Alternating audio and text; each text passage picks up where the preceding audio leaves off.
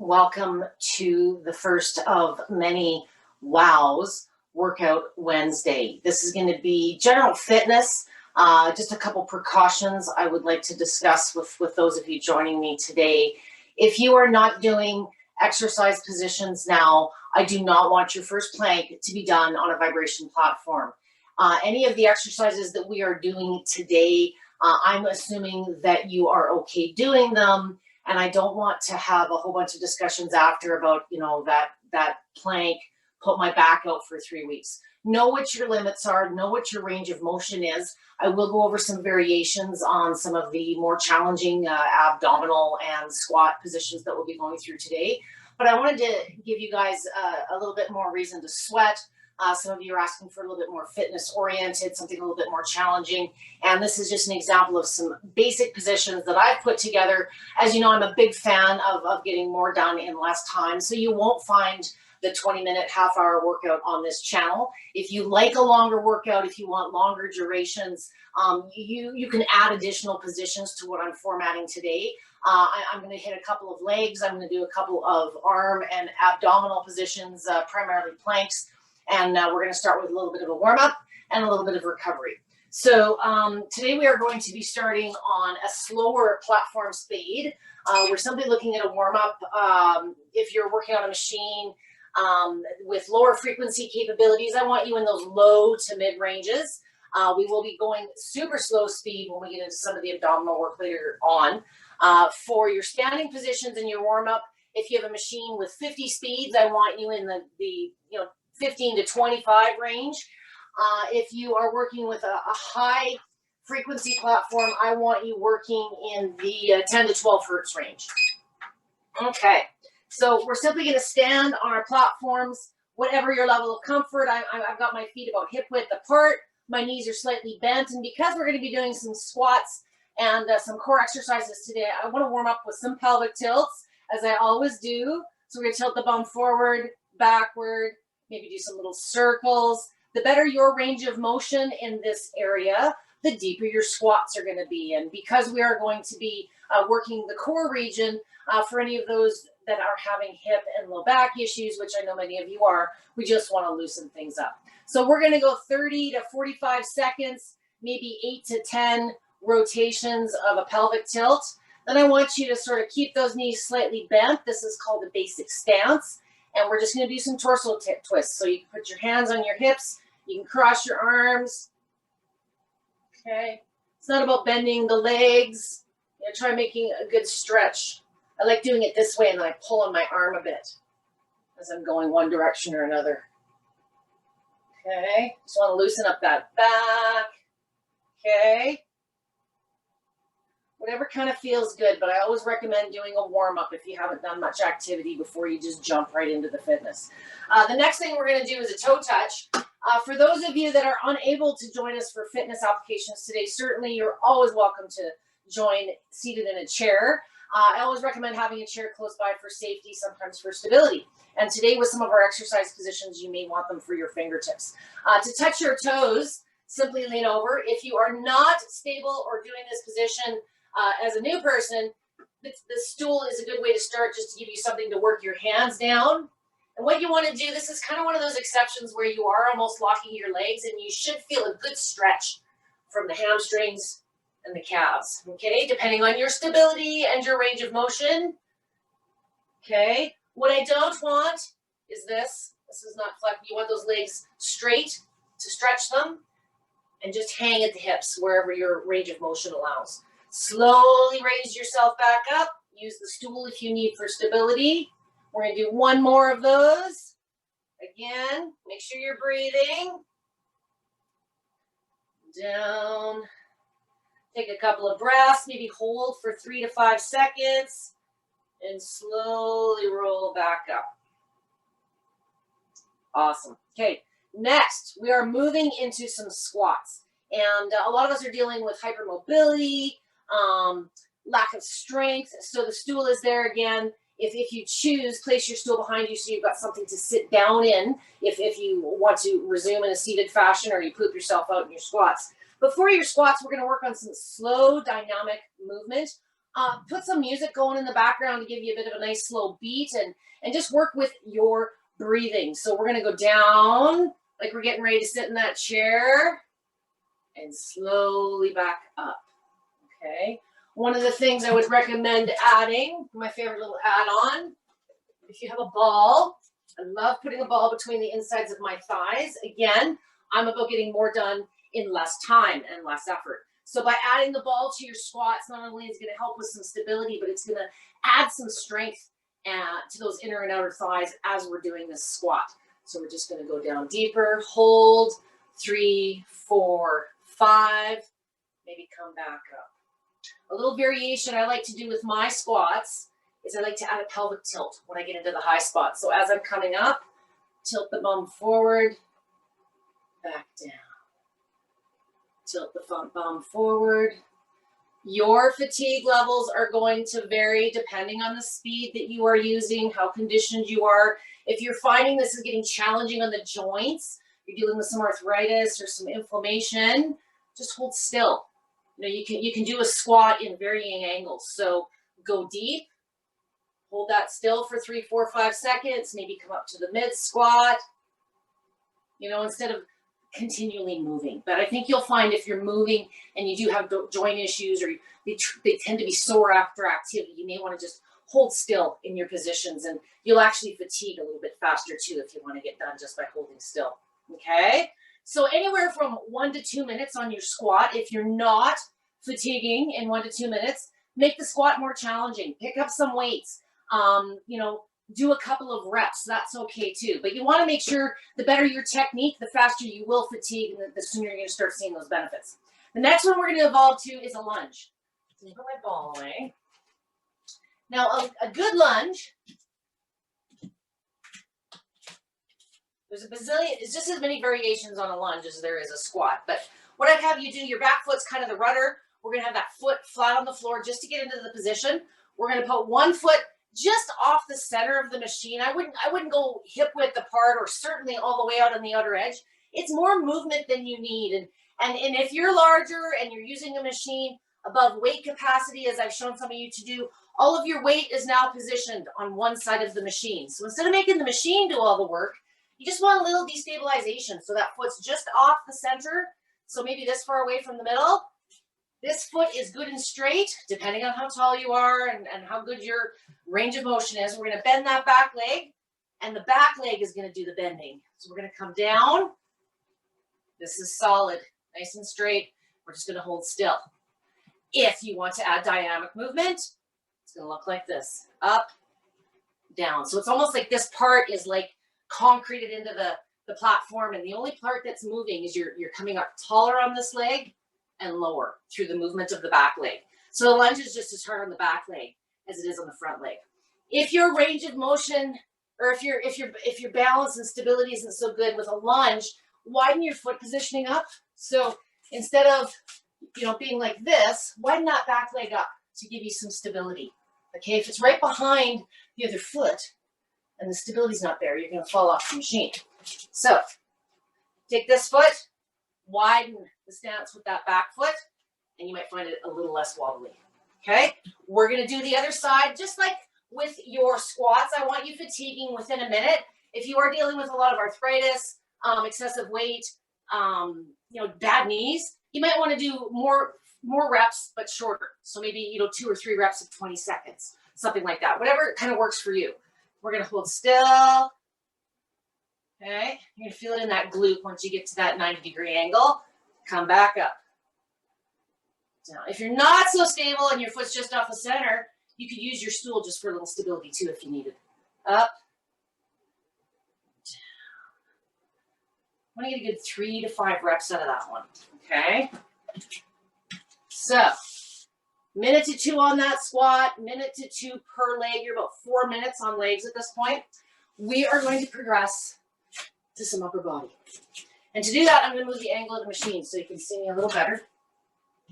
We're going to work on some very basic planks today. Now, if you do not do planks regularly, I'm just looking for my coffee. You You may want to reduce the amount of body weight, so I'm going to work on a couple of variations today. I'm going to start with the hardest form of the exercise for those of you that are doing planks now and just want to know, how do I do it effectively on my machine? But then there's going to be some of you that don't do planks now, and maybe I inspire you today to want to do planks. So there's ways you can manipulate a plank by how much body weight and how long you're extending your body on the machine. First tip is I don't want your upper body anywhere near the machine. Many of us are dealing with neck, shoulder, elbow, all kinds of tension, and our legs are usually stronger. So we beat up your legs for a reason first. We're going to switch the plank around. We're going to put our feet on the platform and our upper body on the ground. And the first variation I'm going to show you, we're going to face the ceiling. So I don't know your back, never met your back. What you want to do with this position, it's not going to wrench your back. With a traditional plank where you're facing the ground, all we're going to do is face the ceiling. And you may want, if you're not wearing shoes, planks are kind of one of the rare exceptions where I do sometimes recommend wearing shoes just to pad the feet. I'm going to be up on my heels for this first position, so I'm just putting a hunk of yoga mat on the top of my waiver. And I'm going to put my heels on the platform. The really slow frequencies on your oscillating machine, your really slow speeds, those beginning first 10 speeds are very wobbly, very choppy. They're about balance and stability, and they are ideal for doing things like planks. So we're going to put our heels on the platform. If you got game and you're fit now, I want you to come down on your forearms, and you're simply going to lift and look at the ceiling.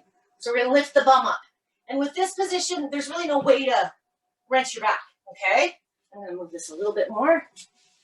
Okay, so what I want you doing with this one is try to hold 2, 3, 4. Yes, it is very hard on the shoulders. If you're not able to, this is a variation too, but you're probably not going to get your butt as high as if you're down on the forearms. So depending on what your upper body strength and joints are like. Okay, so that's just a variation, just picking your bum up off the floor. It's working the core in a different fashion than a plank when you're facing the ground, but it's much kinder on the lower back. So if that's something you'd like to try, but you're unable to, there's a way to modify it. Move yourself up and get more leg on the machine. So you're the knees are here. You're going to come back. We'll try that again. You're taking probably 20, 30% of your body weight out of the equation. So we're going to lift from here, hold, 3, 4, 5. I think you'll find that's a lot more doable. If that's not doable, sit up further so that the glutes are just hanging off and just start like this. It doesn't seem like you're doing much, but you're building a foundation to get to that larger position, okay? This one here is like super, super easy. So if you are going to do it this way up on the arms, at least bend them a little bit and put a little effort into it. You'll feel it more in the belly. Up here, you're really just turning it into a hamstring massage. So ideally here, okay, if you're starting super easy, then you progress, just the calves, okay? And then last variation, if you're up for it, is those heels. Okay? Just an option, and if you don't feel comfortable or you're not doing these exercises on the ground or on the floor now, the floor is sometimes a better place to start. Work out the technique on some of these more exotic positions before you add the stimulation of the machine, which not only makes it more challenging, but it's destabilizing you, okay? So the next variation is going to be your traditional plank. Now, I am on the machine not a big fan of being on forearms. I've expressed that in other videos. In this one here, what I would suggest, again, slow wobbly speeds. You want your feet as wide as possible. We'll start on the forearms, feet wide. You want to be kind of flat like a table. You don't want to be like this. That's what I was talking about and why we do the previous position. If you can't get yourself further up, do the earlier position. You want to be nice and flat, but like a table, engage those glutes. If you need a little break, come up versus like getting off your arms and repositioning yourself. Okay?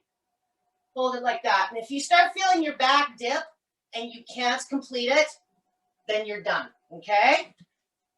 Another variation, so that's hard. Again, you need a little bit of upper body strength. That's why I like your arms on the ground, because I need what strength they do have. If you get them on the machine, you're going to fatigue before the legs and the abs will give out. So next variation, as we start on our knees, kneecaps are just off the machine. This is going to reduce body weight, just like in the earlier position. And start like this, just as a variation. So you're just resting your upper body on the chin. You don't want to be wrenching again if you can't hold this, or if you start sagging, you're done. You're fatigued, okay? Take a little break if you need to. You want to be, like I say, just flat like a table, okay? If that's too hard, yes, you can come all the way up onto the quads. And just practice holding yourself up off the floor. It's a start. If you're not doing these exercises now, try them on the floor, get your body used to what you're doing as far as a position, then start slowly incorporating them onto the machine once you feel comfortable, okay? So this is as easy as it gets. We're resting those quads on the top of the machine. You know, you shouldn't be letting your back wrench. It's kind of hard to. Next progression would be to knees, okay? And then if you can,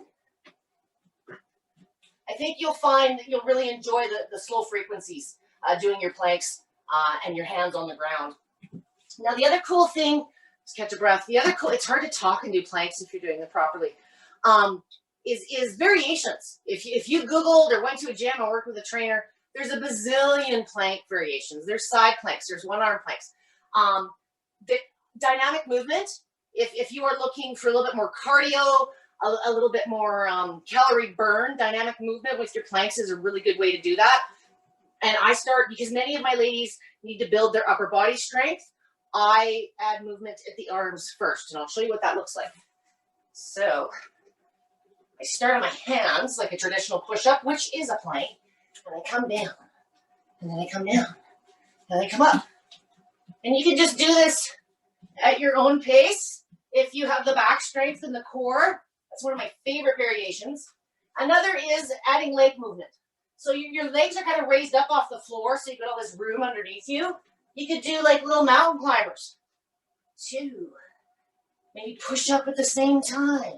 It really depends on where you're at in your current core strength. And if you do planks regularly, you do yoga or Pilates, you know, a lot of the things that you're doing in class now can be incorporated onto the machine. I would just suggest starting with your feet first, okay? We will cover upper body planks with arms on the machine in a more challenging session another day. So I'm going to reposition the machine back.